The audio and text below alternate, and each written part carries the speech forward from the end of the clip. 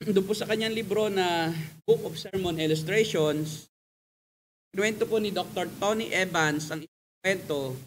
Isang araw daw po, araw ng Pasko, gusto ng kanyang asawa na magbalot siya ng mga boxes ng phone para po gamitin na dekorasyon sa labas ng bahay. Ang ginawa po ng kanyang asawa, kumuha po siya ng 8 empty boxes, yung 8 kahon, laki, at binalot nila ng napakaganda at kanila pong inilagay sa pintuan ng kanilang bahay sa labas. Pero wala po yung laman. Kaya po sabi ni Dr. Tony Evans ay wala akong problema, hindi ako natatakot na manakaw yung mga kahon dahil wala naman iyong laman. Sabi niya, kaming tao tuwing Pasko ang ganito. Titingnan lang nila ay yung panlabas. Lalo, kaya ay panlabas na yahan, pero wala silang laman. Walang kahulugan sa kanila ang Pasko. Pasko para sa kanila ay simple lamang na kakayahan, simpleng yun, simpleng pagsasama-sama, yun ng pamilya, at palitan ng regalo, pero bukod sa doon, wala na siyang kahulugan. At ngayon pong umaga ay atin pong pag-uusap kahulugan ng Pasko. Ano ba talaga ang kahulugan ng Pasko? Ano ba talaga ang dahilan kung bakit may Pasko? At talaga yung epekto nito dapat sa atin na tao dito ring maingay.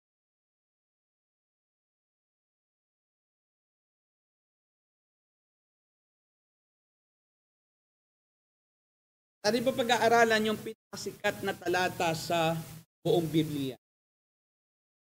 And they say that it is the most translated verse in the Bible, John 3. At ito po ay nasulat na sa humilang na 1,100 languages of the world. At ito po ang sabi diyan sa ating binasa,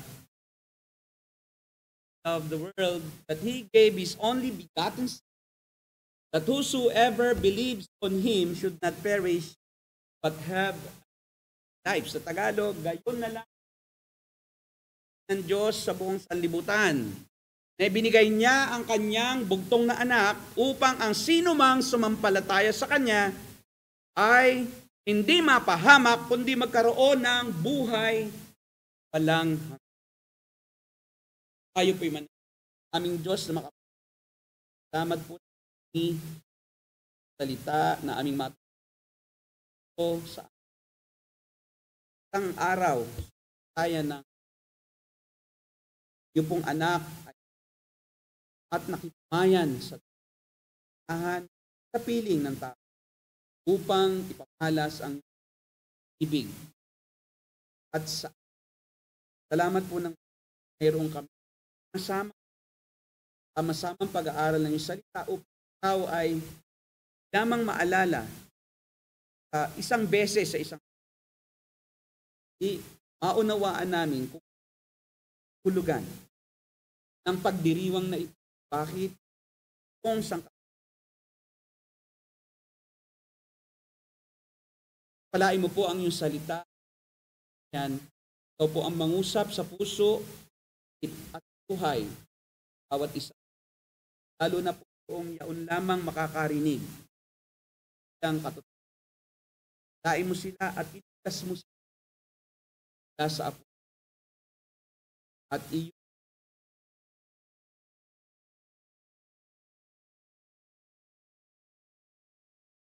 po.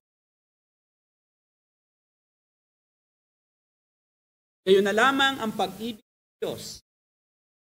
Kanya ang kanyang bugtong upang ang sino mang sumampalataya sa kanya ay hindi mapahamak kundi magkaroon ng buhay walang hanggan. Ano ang tinantala? Unang-una, mayroong Diyos. There is God. Sabi rito, for God so loved the world. Ang mga ateista po ay tinatanggihan ang pagkakaroon ng Diyos. May mga tao na naniniwala na ang lahat ng bagay ay lumitaw mula sa wala. Walang lumikha sa mundo. Walang lumikha sa sangkalangitan. At ito'y basta na lamang lumitaw. At para po sa kanila, ang pananampalataya sa Diyos ay parang saklay para sa mahihina at nangangailangan ng makakapitan. Kaya daw po inimbento ng tao ang Diyos at ang pananampalataya at ang relihiyon ay dahil ang tao daw po ay mahina at nangangailangan sila ng lakas at makakapitan, kaya sila nag-imbento ng isang tinatawag nilang Diyos. Sabi ni Karl Marx na founder ng socialism o ng komunista na paniniwala, ang pananampalataya sa Diyos ayon sa kanya isang opium para sa masses. Faith in God is opium for the masses. Ito ay gamot na pampalimot sa masa, taong walang alam. At ang sabi ni Karl Marx, ang relihiyon ang nagbibigay sa tao ng artipisyal at hindi tunay na kasiyahan. Isang kasiyahang hungkag, gaya ng ginagawa ng ipinagbabawal na droga sa isang at ito daw ay isang sangkap lamang sa pagtatayo ng isang maunlad na sosyedad. Kaya ito po ay hindi totoo. Diyos, walang Diyos. Walang kahit sinumang mataas na otoridad. Kaya inimbento lamang ng tao ang Diyos, kaya na bakla. Pero yung pagsasabi ng walang Diyos ay pag-aangkin na alam niya ang lahat ng bagay. Pag-aangkin na nasa lahat siya ng lugar. Para sabihin mong walang Diyos, kailangan pumunta ka sa planeta na pinakamalayo. Hanapin mo. Anong masasabing walang Diyos kung ikaw nga hindi ka man lang nakarating sa buwan? Hindi mo masasabi na walang lumikha kung wala ka naman sa lugar kung saan naroon ang kanyang nilikha. Naman nakita at napatunayan sa iyong sarili na talagang lumitaw nga lang ang lahat mula sa wala. Kailangan din na ikaw ay nasa lahat ng lugar, kaya ng Diyos, para patunayan mo walang Diyos. Siyempre, wala namang artista ang magsasabi na napuntahan na niya ang lahat ng lugar at hanap niya ang Diyos, din niya kaya walang Diyos. Sasabi, self-defeating ang ganong argument sapagkat siya hindi Diyos. Limitasyon. Kaya paano niya sabihin, walang Diyos kasi napuntahan ko na ang lahat ng bagay, lahat ng lugar sa lahat ng panahon ako, pero wala. Kaya nga po, ang pangangatwira na walang Diyos ay walang at walang saysay. Hindi nila mapapatunayan, Diyos ay hindi umiiyak at hindi sila nakarating.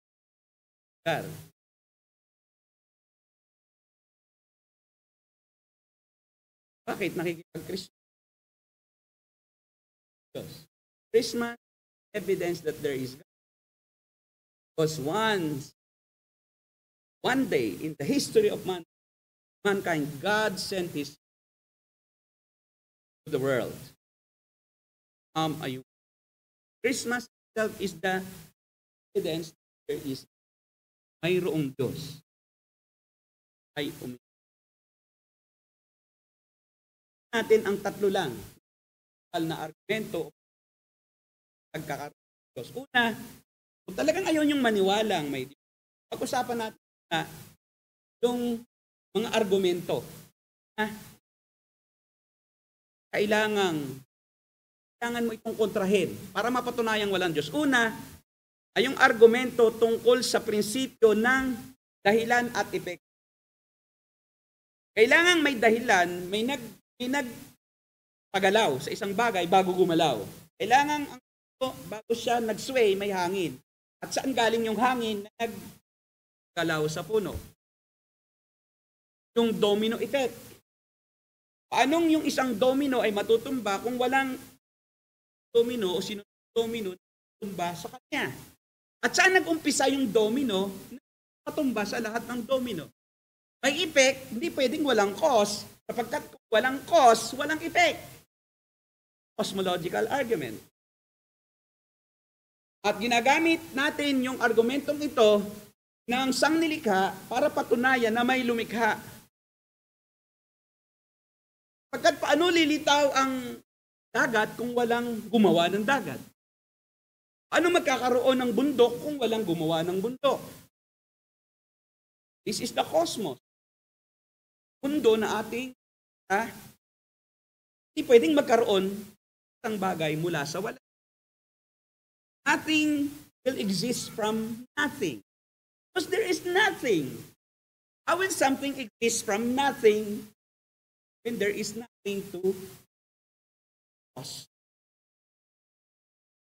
Kaya nga po, kailangan mayroon talagang Diyos.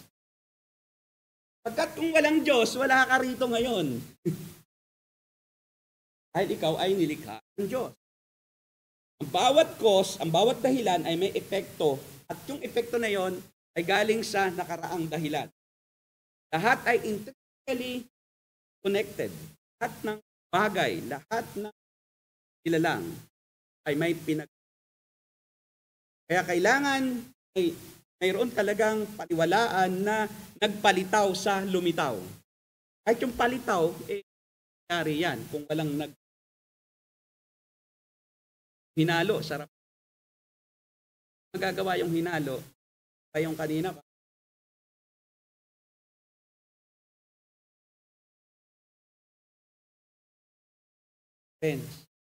Sarap ang hinalo.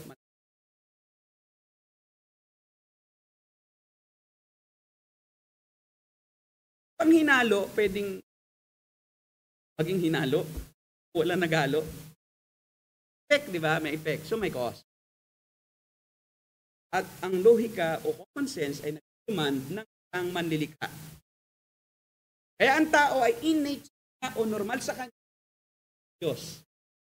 At paglabas niya sa labas ng bahay, paglabas niya sa mundo, makikita niya at maiisip niya na yun ang Diyos. Cause, effect. At ang Diyos ang ultimate cause ng lahat. Siya ang sabi sa Genesis, let there be light.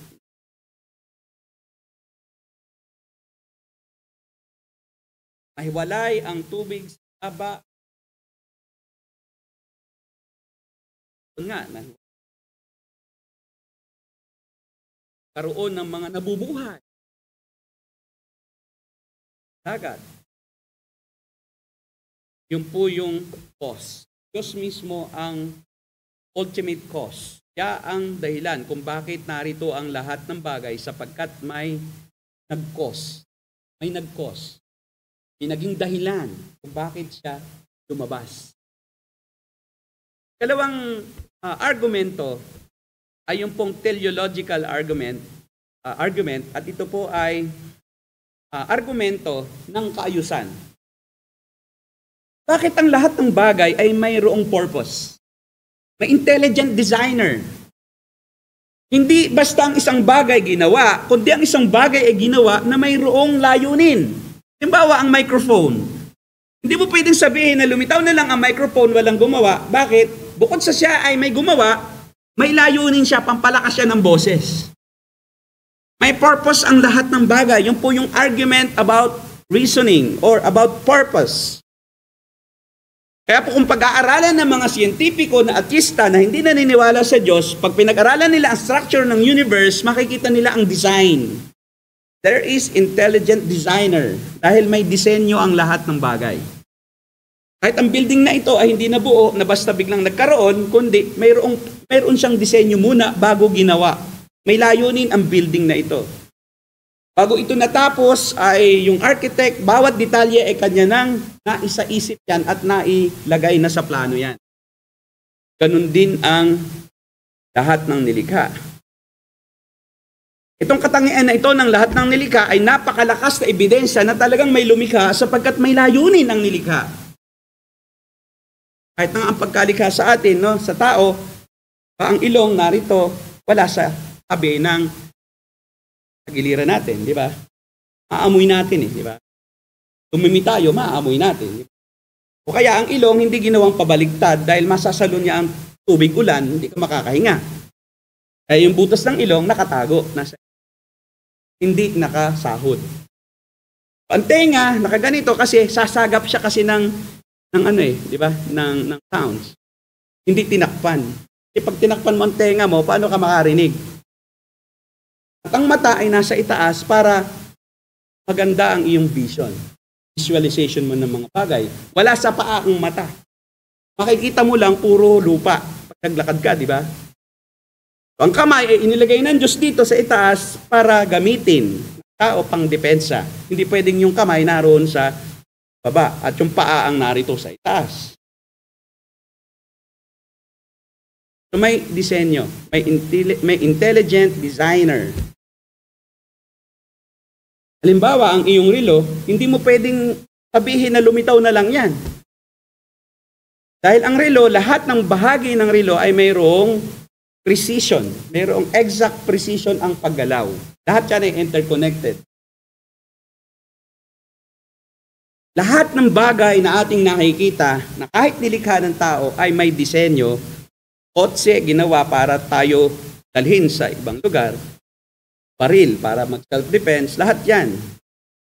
Lahat ay dinisenyo ng tao upang may gawin sa bagay na kanyang nilikha. Ganon din ang Diyos. Hindi lang ba siya nilikha ang lahat ng bagay?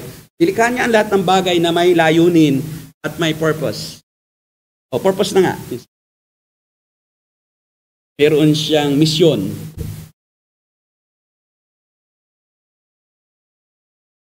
Kanina narito ba si Grabe, pinapatay niya ang ipis sa fifth floor. Galing siya doon sa kahon. So dinala namin yung mga kahon sa fifth floor. Naglabasan ng ipis, ang dami. So si Tonton, patay dito, patay doon. Ano na to? Huwag ka mag-alala. Alam mo ba ang ipis kung ang layunin niyan? Ang ipis ang nag-a-absorb ng radiation mula sa mga electronic gadgets. Kung hindi ma-absorb ng ipis yung radiation at sa atin lahat tumatama ang radiation, it can cause cancer. Kaya kung patayin yung ipis, may design dyan. Lahat ng bagay may layunin, may design. Tapos mayroon daw isang naglalakad sa gubat, natatawa kasi ayun yung maniwala sa may Diyos eh. Ba't ako maniwalang may Diyos? Sabi niya, tingnan mo ang kalabasa. Ang laki ng bunga. Ang liit ng... Tapos, nakita niya ang puno ng chiko. Taas ng chiko. Pero ang liit ng bunga. So dahil po sa kanyang pagtuya sa Diyos, iniisip niya, kita mo na nga, kita mo bakit ang Diyos gagawa ng ganyan. Ibig sabihin, wala siyang utak. Kung ako ang gagawa, di yung bunga ng kalabasa, yun ang bunga ng chiko. At yung bunga ng chiko, yun ang bunga ng kalabasa. Kasi siya parang match.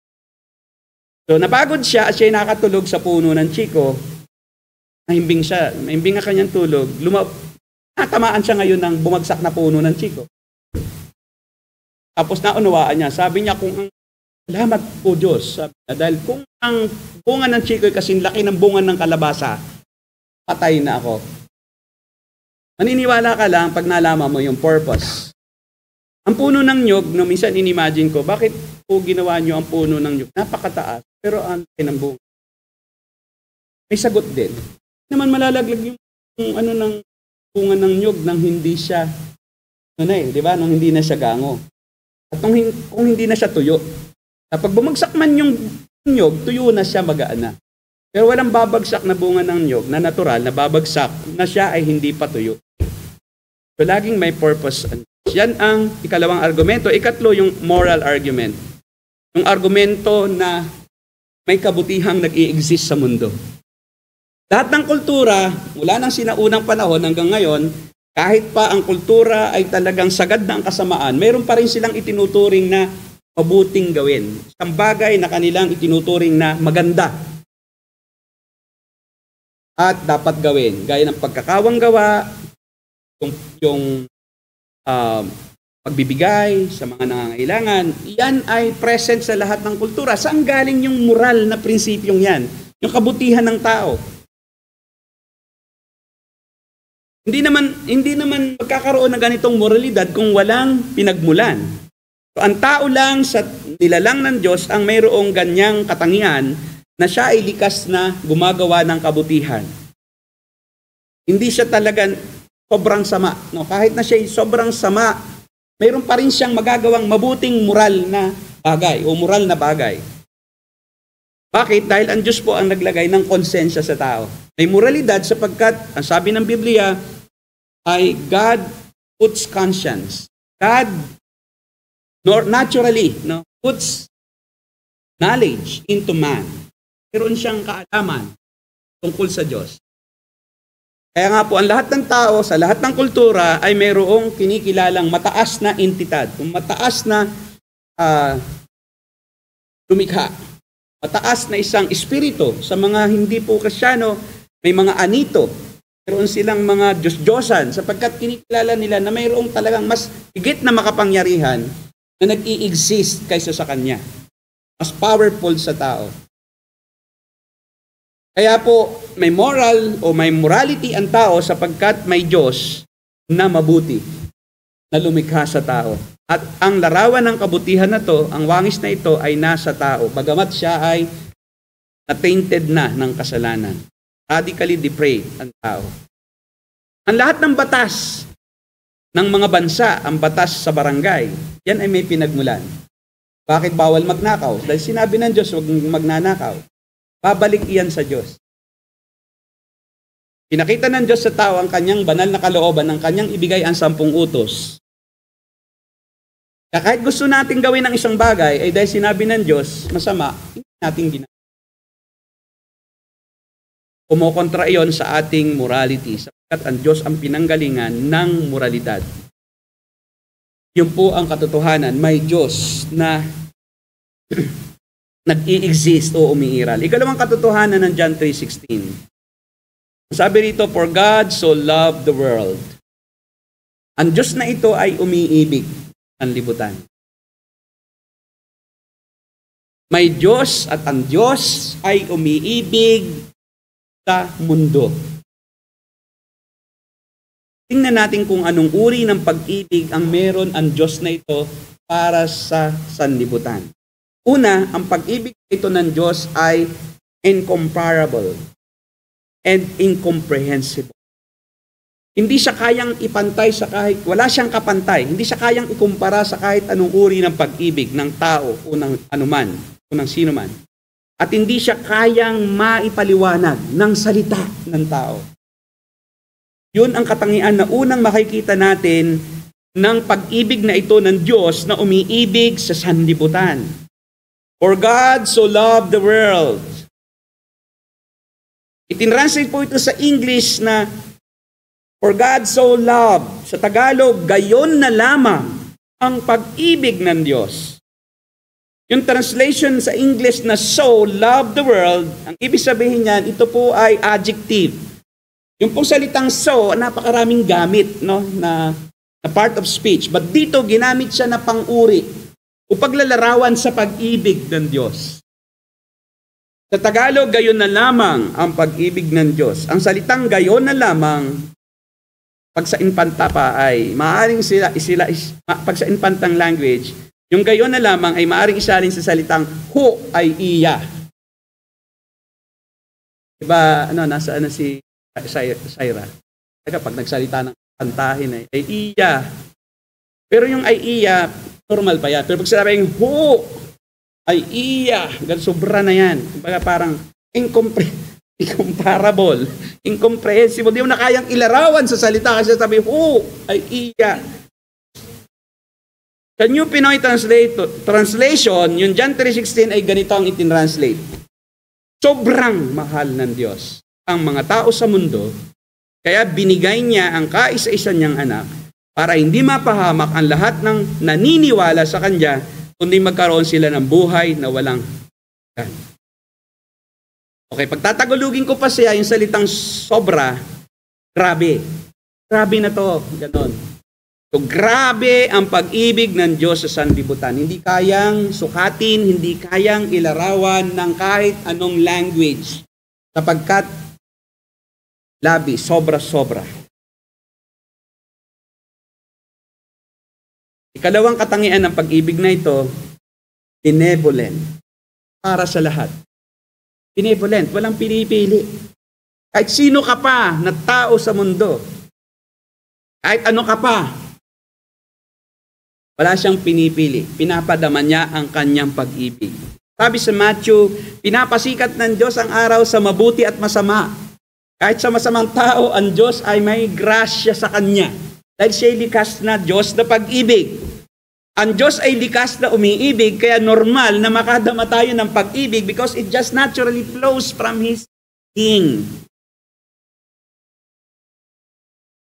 Kahit na masasamang tao, nakakaranas ng benevolent love of God. Unconditional. Benevolent. Sabi rito, for God so loved the world. Hindi niya sinabing, for God so loved the righteous. For God so loved Israel in the world. For God so loved the elect in the world. Though it's nowhere to be found in the as text, the verse. Kayo na lamang ang pag-ibig ng Diyos sa sanlibutan. Yung word na world, ito po sa Greek ay cosmos. Cosmon yung exact translation doon sa verse. At ang salitang cosmon o cosmos ay maaaring mga hulugan na sanglikha, lahat ng sangnilikha, lahat ng buong mundo, buong sangnilikha. Pwede rin ito napakahulugan na mundo, yung mundo. Kayo na lamang ang pag-ibig ng Diyos sa mundo. Maaari din itong pakahulugunan na mga inhabitants sa mundo o mga taong naninirahan sa mundo at pwede rin mga hayop na nasa mundo. Kumbaga lahat ng naninirahan sa mundo, gayon na lamang ang pag-ibig ng Diyos sa kanila. Ang ibang translation, ang ibang meaning ng the world ay yung paraan ng pamumuhay na masama. Hindi yon ang ibig sabihin dito. Hindi ito yung worldly lifestyle. Yung the way people live in the world, though it's not the world here. Kundi, ang sinasabi ritong sanlibutan o mundo ay ang mga taong naninirahan sa mundo. Sila ang iniibig ng Diyos. Unconditional, benevolent love of God. Bakit ito walang kondisyon? Sapagkat walang nakapasa sa kondisyon ng Diyos. Walang nakapasa sa pamantayan ng Diyos, kaya gayon na lamang ang pag-ibig na ito ng Diyos. Sapagkat ano ang katayuan ng mga taong naninirahan sa mundo ngayon na iniibig ng Diyos? Ito po ang sabi ni Apostol Pablo, kung ano ang merong, kung anong katangian ang meron ang tao na iniibig ng Diyos dito sa mundo. Ito ang sabi niya sa Romans chapter 9 verse 1 to 18. Ano ngayon ang kahigitan ng Hudyo? Itong salin ko po ay sa MVP. Sa King James Version Tagalog. Basahin natin sa King James Version Tagalog. Kahigitan ng Hudyo. Ito yung mga Israelite. O ano ang mapapakinabang sa pagtutuli? Ito yung kanilang basis of righteousness. Marami sa anumang paraan. Ang una sa lahat ay pinagkatiwala sa kanila ang mga aral ng Diyos. Verse 3. Ano nga kung ang ilan ay hindi nangagsisampalataya, ang di pa nananampalataya nila ay nagpapawalang halaga baga sa Diyos. Verse 4. Huwag namang mangyari, pagkos pa nga ang Diyos ay tapat, tatapwat ang bawat tao, tingnan nyo ang bawat tao, ito ang kalagayan ng taong iniibig ng Diyos sa mundo. Kaya hindi ma-express yung kanyang paglalarawan sa pag-ibig ng Diyos sapagkat ang taong iniibig ng Diyos, ito yon. Ang bawat tao ay sinungaling. Walang taong hindi sinungaling. Mga kapatid, pag sinabi ko sa iyo na nagsinungaling ka na at sinabi mong hindi, iyan ang una mong pagsisinungaling. Ano pa ang katangian ng mga taong iniibig ng Diyos?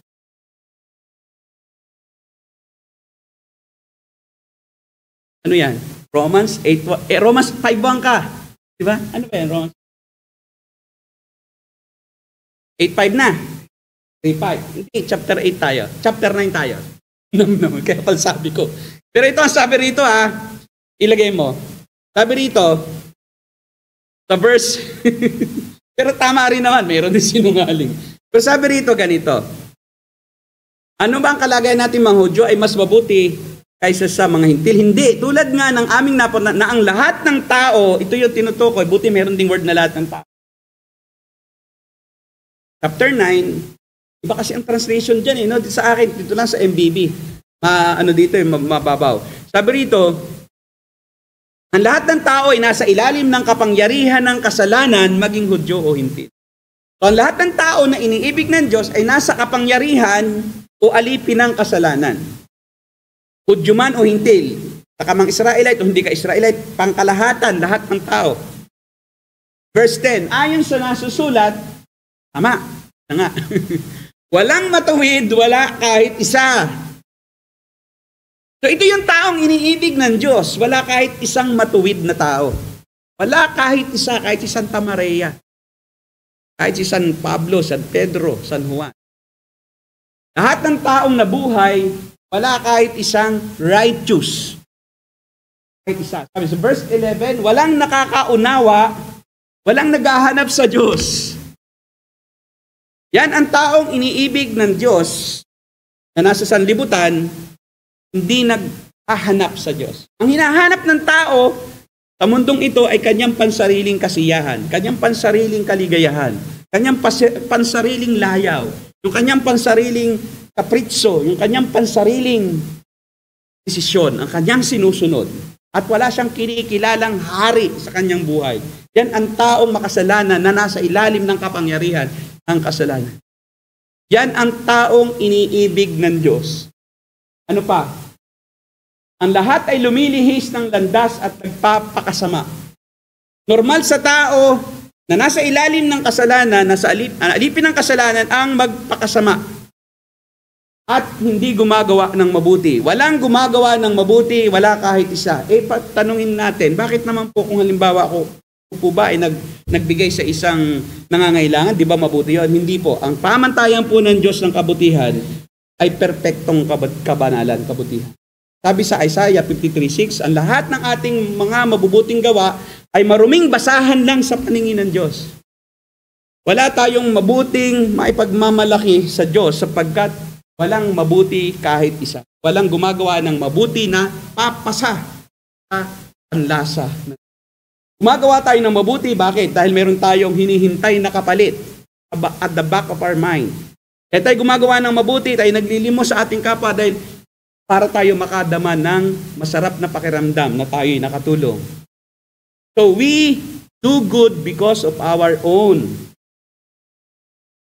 benefit. It's not for the benefit of others. Sa likod pa rin ng paggawa ng mabuti ng tao na nasa napaalipin sa kasalanan, ay naroon pa rin yung kawalang kabuluhan.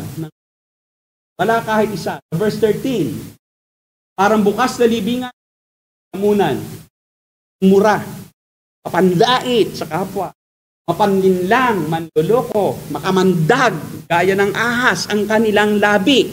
Figure of speech, no? Na pag nakakagat, patay. Idol. Puno ng pagmumura, sa sakit, salita ang kanilang bibig. At nagagalit, talagang pati ina, nadadamay. Hindi naman yung ina, di ba? Hindi naman kasabwat yung ina, pero minumura yung ina nung kanyang kinagagalitan. Wala silang atubili sa pagpatay ng kapwa. Pumapatay. Nagpaplanong pumatay, nananalangin mamatay ang kapwa. Pagpatay na rin po kahit hindi mo ginawa. Inisip mo pa lang na mamatay na sana itong taong ito para ka na rin pumatay. Ano pa? Parang dinaanan ng salot ang kanilang bahay. Hindi nila alam ang daan ng kapayapaan. Hindi sila umaamin sa kanilang kasalanan. Hindi sila nakikipagpayapa sa kanilang pinagkasalahan. Pagkos, wala silang pakundangan at hindi sila marunong matakot sa Diyos. This is the world that God loves. Ito ang mga tao sa mundo na iniibig ng Diyos. Ito ikaw na iniibig ng Diyos. Yan ka. Sino lamang ang may kakayahang umibig sa isang taong hindi umiibig? sa Kanya. Sa isang taong hindi nakakaunawa, ayaw mo bang mahalin yung taong pag pinaliwanagan mo, ikaw pang masama? Tao tayo, bilang tao. Kaya mo bang ibigin yung taong tinatakasan ka lagi? Hinahanap mo pero hindi nagpapahuli. Gusto mong gawa ng mabuti pero ayaw tumanggap. Nagpapakasama, hindi gumagawa ng mabuti. Kaya mo bang ibigin ang taong minumura ka? Niloloko ka ng harapan, nililinlang ka, pinapatay ka na, buhay ka pa. At hindi marunong humingi ng tawad at walang takot. Ang Diyos lang ang pwedeng umibig ng ganyang pag-ibig. Dahil siya ay Diyos ng pag-ibig. Ang Diyos lamang, wala nang iba ang pwedeng umibig sa iyo ng ganitong uri ng pag-ibig.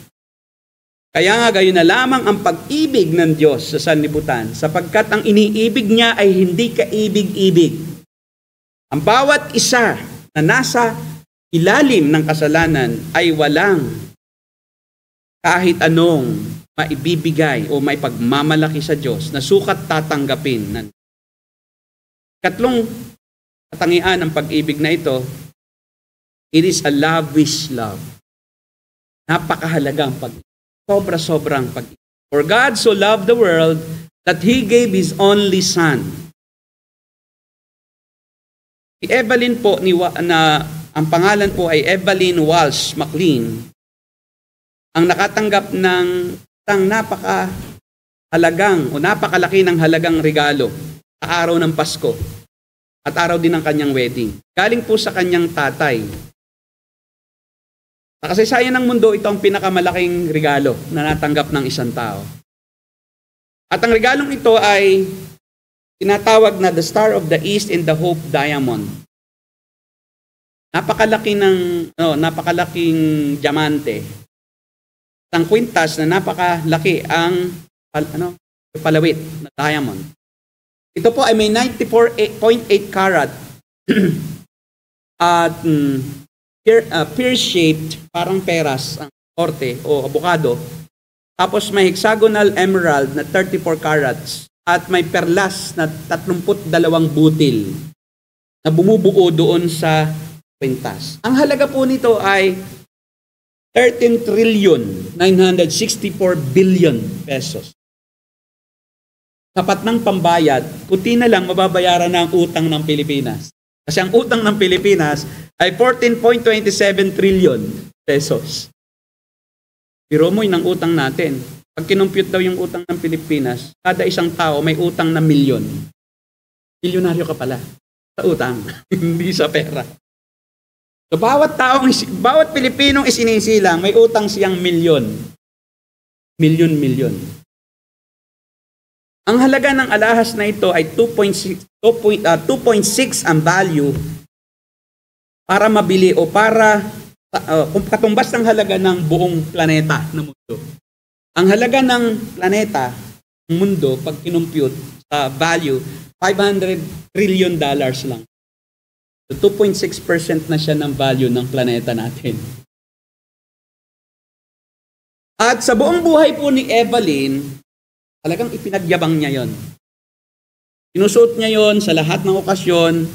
Talagang pinagkakaguluhan siya ng media. Talagang lagi siyang tinukunan ng larawan at ipinopost sa mga prestigious na fashion magazine. Pero pagka daw po siya nabuboard at napapagod doon sa mga atensyon na kanyang nakukuha dahil sa kanyang valuable na kwintas, ipinapasuot daw niya yon sa kanyang aso lang. Suot-suot ng aso yung kanyang alahas. Napakalaki ng pag-ibig ng tatay ni Evelyn. Bigay niya ang halaga. Napakahalagang trilyon pesos. Pero hindi yan papantay sa ibigay ng Diyos. For God so loved the world that He gave His only begotten Son. Ang kanyang ibinigay na regalo sa mundo ay ang kanyang bugtong o kaisa-isang anak. Sino ang makapagbibigay ng kanyang kaisa-isang anak, isang nakasamang tao, para iligtas ang taong yun? Yan ang ginawa ng Diyos na umiibig. Binigay niya ang pinakagranding regalo sa tao, ang kanyang bugtong na anak. Nagkatawang tao. Ang Diyos na may trono sa kalangitan, nang isilang ni wala man lamang mapagpahingahan. Ang Diyos na siyang may hawak ng lahat ng bagay at kumukontrol sa lahat ng bagay sa buong pangkalawakan, ay humawak at nagtiwala sa kamay ng isang dalaga, kanyang ina. At nagpaubaya, alagaan ng isang babae hanggang sa siya'y inakay, nadadapa, maasa sa isang tao. Ang Diyos na may-ari ng tao ay naging isang batang musmos. At nang siya po'y lumaki-laki na, siya ay sumunod sa lahat ng ipinag-uutos ng kultura ng Diyos at ng mga kautusan ng mga Hudyo. O gayon na lamang ang pag-ibig ng Diyos sa iyo at sa akin, na ibinigay niya ang kanyang bugtong na anak. Ito ang ikaapat na katangian ng pag-ibig. Sacrificial. Gayon na lamang ang pag-ibig ng Diyos sa sanlibutan na ibinigay niya ang kanyang bugtong. Gaano kalaking sakripisyo ang iyong ibigay, ang iyong pinakamamahal. Ipaubaya mo yung isang minamahal mo sa isang tao. Dahil mahal mo ang taong yon. Binigay ng Diyos ang kanyang anak sa mundo upang kanyang tanggapin ang parusa ng Diyos Ama para sa ating mga kasalanan. Kaya ibinigay ng Diyos ang kanyang anak sa atin dahil hindi natin kayang makarating sa pamantayan ng Diyos. Hindi natin kayang makapasa sa kanyang pamantayan upang tayo'y tanggapin ng Diyos. Sapagkat ang Diyos ay perpektong banal, lahat ng tao'y nagkasala, walang sino man ang karapat-dapat sa paningin ng Diyos. Walang sino mang nakaabot sa kaluwalhatian ng Diyos. Kahit tayo sumapi sa lahat ng relihiyon sa mundo at kahit na lahat ng mabuting gaway ating gawin, pag may isa kang kasalanan lang, kahit isang kasalanan lang, reject ka na sa Diyos. Kaya nga po, walang sino man ang makaliligtas sa puot ng Diyos. Dahil ang requirement ng Diyos, para ka makaligtas sa kanyang puot, bayaran mo siya. Pantayan mo siya. Para tanggapin ka niya at iligtas ka niya, pero walang karapat-dapat sapagkat lahat ay nagkasala. Pero ang Diyos ay umiibig sa sanlibutan, kaya ibinigay niya ang solusyon. Nagpakasakit ang Diyos Ama.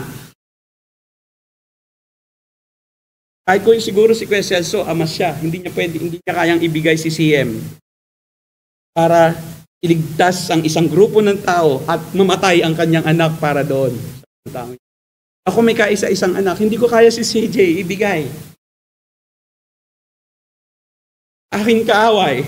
Para yung kaaway ko na yon, si CJ ang papatayin para sa kanila. Si CJ ang magliligtas sa kanila, samantalang sila ang nagkasala. Gayon na lamang ang pag-ibig ng Diyos. Ibinigay niya ang kanyang bugtong na anak upang siyang sumalo ng lahat ng ating parusa.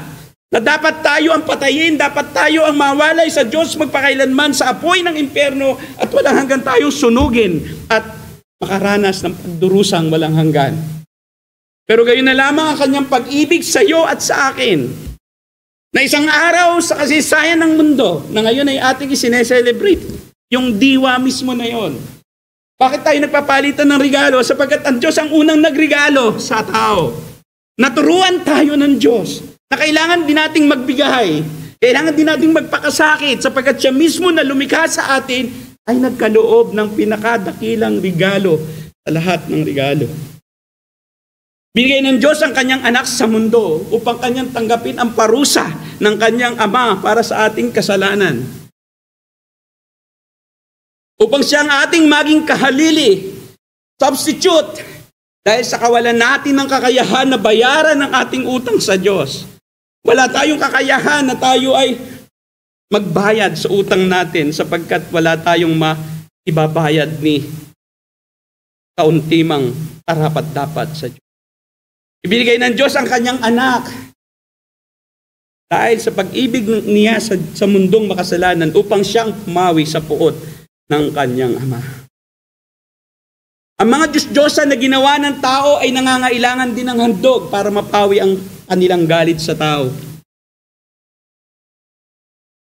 Ang Diyos-Diyosan ng mga Mayan na si Itzamna, pag nagalit si Itzamna, kailangan nila ang isang handog na tao na kanilang papatayin sa altar ni Itzamna para mapawi ang puot ni Itzamna. Papatuloy ng dugo ng taong yun upang si Itzamna ay mapaglubag ang loob at hindi na sila bigyan ng kalamidad. Upang ang bundok ay hindi na, upang ang bulkan ay hindi na pumutok. Kaya pag nag-aalboruto ang bulkan, they are rushing that volcano. Dadala sila ng handog, karaniwan babae, perhead.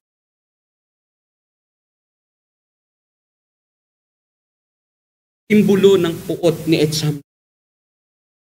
What kind of God is this God who provided ransom for Himself? Ang Diyos natin, na Diyos ng Biblia, sa halip na tayo ang hinga ng handog, sa halip na tayo ang patayin, sa halip na tayo ang itigis ang dugo doon sa altar, sa templo, ibinigay ang kanyang anak. Ito ang inyong ihandog. Ito ang aking handog para sa aking sarili. Dahil walang makapaghandog, walang makapawi ng puot ng Diyos, maliban sa isang taong banal, walang kasalanan, na kailangan ang maghahandog na ito ay kapantay ng Diyos. Sabi ni Jesus, ako at ang Ama ay iisa. Kung siya'y tinutuligsa, sino ka? Kapanggap kang Diyos, babatuhin siya. Babatuhin niyo ba sapagkat sinabi ko ang katotohanan? Pantay siya ng Diyos, Ama. Kabanalan, sa karangalan, kaluwalhatian, sa kapangyarihan. Nang siya'y maging tao, hindi niya ginamit ang kapangyarihan niya bilang Diyos. Nagpakababa siya. Kahit na kayang-kaya niyang tumawag ng 12 batalyon ng anghel nung siya'y ipapako na sa krus. Ang sabi niya, Pedro, isalong mo yung tabak. Ito ba alam na kaya kong tumawag ng 12 batalyon ng anghel para atayin ang lahat ng mga humuhuli sa akin? Nang siya'y maging tao, siya'y nagpakababa. Nagpakasakit. Ang pag-ibig ng Diyos ay nagpapakasakit. Inilalaan ang buhay para sa iba. Dahil mahal niya ang mga taong ito na hindi maliligtas kung hindi siya ang gagawa ng solusyon. This is the message of Christmas. God so loved the world that is sinful, that is blasphemous, that is unworthy, that is ugly. Inibig niya tayo ng mga pangit.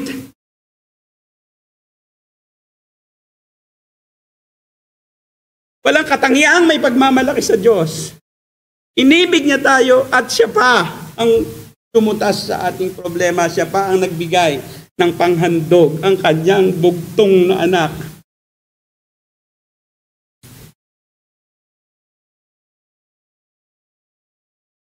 Grabe ang Diyos na ito. Grabe ang pag-ibig ng Diyos. Talaga, hindi mo kayang ipaliwanag. Sino ako para ako iligtas ng Diyos? Sino ako para ako kamatayan ng Diyos? Isang tao na walang direksyon, na walang kakayahan, isang tao na makasalanan. Sino kayo para iligtas ng Diyos?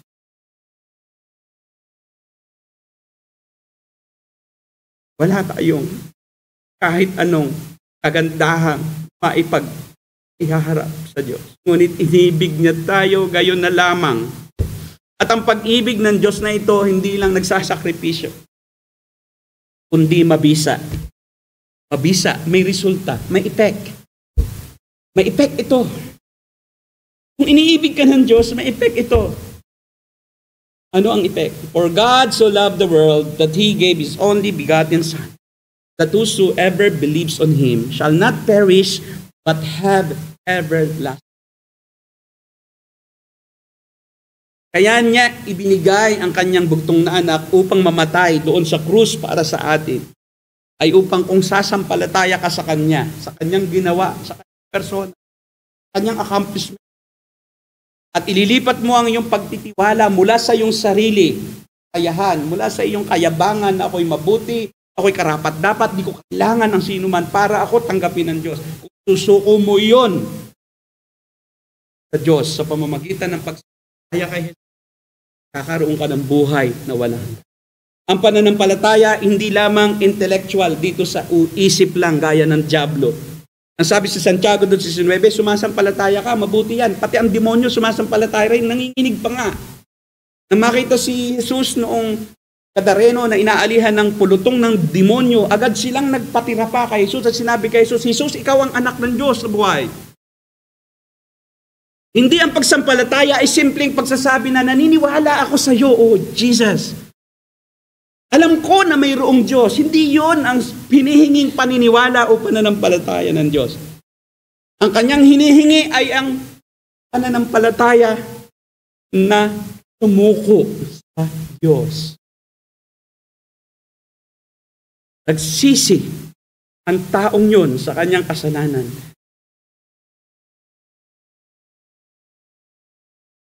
It's a loving and trust. It's a loving trust. Ito'y mapagmahal na pagtitiwala at kumpiyansa na kaya ng Diyos na gawin ang hindi mo kayang gawin at Kanyang iniligtas ka sa pamamagitan ng ginawa ni Jesus. Ang tunay na pananampalataya, hindi po maliligtas lahat ng tao, no? Hindi po ito universalist message na lahat ng tao dahil iniibig ng Diyos, ligtas na sila dahil namatay naman si Jesus. Ang maliligtas lang ay yung umibig din kay Jesus. Ang Diyos ang unang umibig sa atin, kailangang ibigin mo din siya. Kung hindi mo iibigin ang Diyos, hindi mapapatunayang ikaw ay naniniwala sa Diyos. Matapos mong marinig na ang Diyos ay umiibig sa iyo at ibinigay ang kanyang anak sa iyo at namatay ang kanyang anak para katubusin sa kasalanan mo, kailangan doon ang pagtitiwala kanyang ginawa at ang resulta noon ay pag-ibig din kay Jesus. Pag-ibig sa Diyos. Repent and believe the gospel and the result is love for God. Love for God so loved the world. Those who believe. Ito ang tanong, kayo po ba ay sumasampalataya? Alam po ninyo, yung okasyon na to ay hindi po ito aksidente lang. Hindi po ito Christmas party lang, simpleng Christmas party lang. I believe from the foundation of the world, this day is the day that you will hear the gospel. If you just heard this day, ito ang time na ikaw ay hinanap ng Diyos. Ito ang araw na ikaw ay dinidinig ng Diyos. At nais ng Diyos na ikaw ay magsisi. Ito ang araw na gusto ng Diyos, maranasan mo ang buhay na ganap at kasiyasiya. Isang buhay na payapa, walang kinatatakutan sa mundo, walang kinatatakutan sa impyerno dahil hindi ka punta roon. Wala kang kinatatakutan. Bakit? Alam mo na ang Diyos mismo na may-ari ng lahat ng bagay, lumikha sa lahat, at may-ari ng lahat ng pamahalaan at ng tao, ang siyang magliligtas sa iyo. Hindi lamang kaluluwa, kundi pati pisikal. Ang taong sumasampalataya kay Kristo, naniniwala ng ginawa at minamahal ng Diyos ay walang katakutan sa mundong ito. At nais ko na ikaw din ay maging kagaya namin. Siguro nagtataka yung iba. Alam yung mga born again na nagsasabi sa akin na alam yung aking ginagawa. Sabi niya, Pastor, kahit ako Kristiyano, hindi ko kaya yung ginagawa mo. Tatakot ako dyan. My best friend si Mike, Brother Mike, siya ang pinaka nakakaunawa sa akin pagdating dito. Birthday po niya ngayon. Happy birthday, Brother Mike. Sila ngayon ay nasa beach. Ano sila? Swimming. Sabi niya, Pastor, kahit ako, baka ako ngayon, wala na. Hindi ko kaya yung sinusuong mo. Nakahirapan, sama ng loob, sakit ng damdamin, lahat. Threat, pati sa ministry mo, ganyan din. May mga naninira din sa'yo. Sabi ko, ito lang naman ang sinabi ko eh. If God loves me so much that He gave His Son for me to save me from sin and from hell, why I can trust Him for temporal things?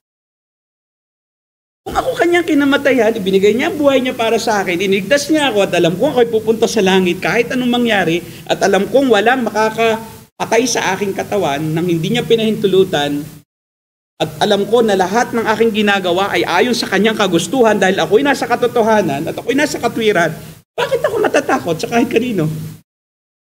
Bakit hindi ko kaya ipagtiwala ang akin lamang pisikal samantalang ang spiritual ko ay kanya nang pinagpala at ako'y binigyan na niya ng katiyakan. Kung iniligtas niya ako sa lahat, sa pinakamatinding parusa na dadanasin ng tao kung walang Diyos, bakit di niya ako kayang iligtas sa baril? Sabi ko, mamamatay din lang ako.